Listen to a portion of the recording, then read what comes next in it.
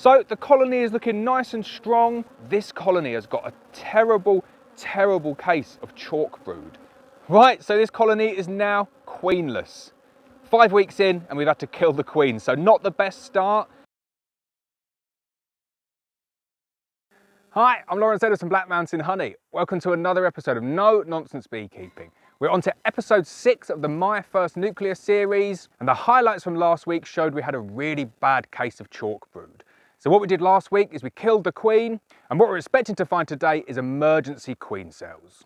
Going to be a really quick episode today. All we're going to do, we're going to find those cells, we're going to shake the bees off the frames, we're going to knock down and kill every single queen cell that's going to render this colony hopelessly queenless, which means they have no resources to make their own queen. And then we're going to add a mated postal queen.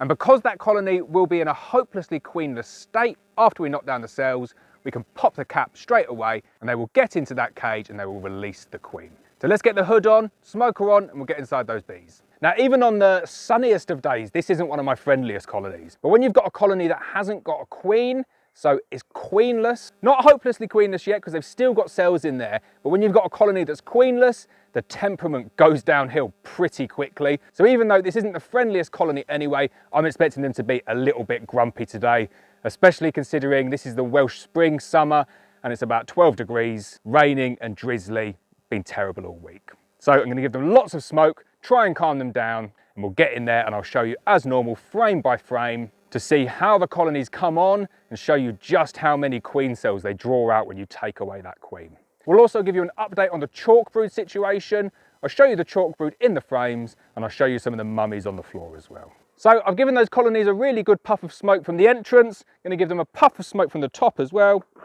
And then let's get inside the colony. Hopefully my smoker won't burst into flames this week. So we're not expecting to see dramatic growth this week. Obviously you're still going to get brood emerging, so you still might get the colony expanding a little bit, but this year is just rubbish. The weather's so bad. So many colonies are going backwards, so do not worry if you don't see eggs in your colony. Do not worry if they're dwindling a little bit. Just give them some feed, keep them ticking over. Hopefully some better weather is on its way. Right, so we're not interested in that top box. Nothing in there of interest. Fair amount of nectar in there, but what we're interested in is looking at the brood, seeing where they are. And obviously every other week we've been looking to hope that there's no queen cells. This week there definitely will be queen cells. So we'll go through, as always, we'll go through frame by frame, picking out every single frame and showing you the status. So we'll start off on the frames closest to me. You're expected to see a little bit of stores here. As we go forward, you're going to see more and more brood, and then you're going to start seeing some swarm cells as well. And sometimes they put 20 or 30 swarm cells on one cell, other times they spread it out throughout the colony. So we're going to see a real mix here. Doesn't matter whether these cells are charged cells, so you can see inside them and see that larva, or they're completely capped up. We're taking down absolutely everything this week that can be conceived to be a queen cell. Don't risk it, don't leave a single one. If you're unsure, take it down, because that's what's going to cause the issues here. So you need to get this colony into a point that is hopelessly queenless.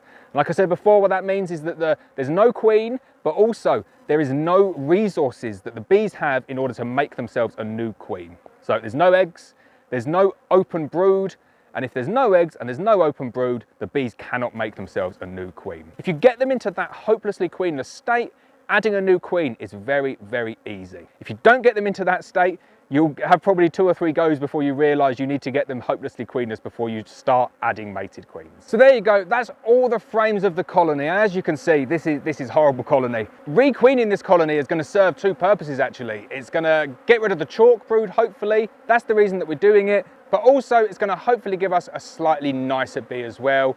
I know I'm coming in, I'm doing inspections when I shouldn't really be doing inspections. The bees aren't flying, it's not warm enough, so the boxes are full anyway. So what you need to do next in this manipulation is you need to go through every single one of those frames. You need to shake off all the bees. You're shaking off all the bees so you can look at the frames again and you can knock down every single swarm cell. So that's what I'm going to do now. I'm going to shake each frame, knock down the queen cells, put it all back together again.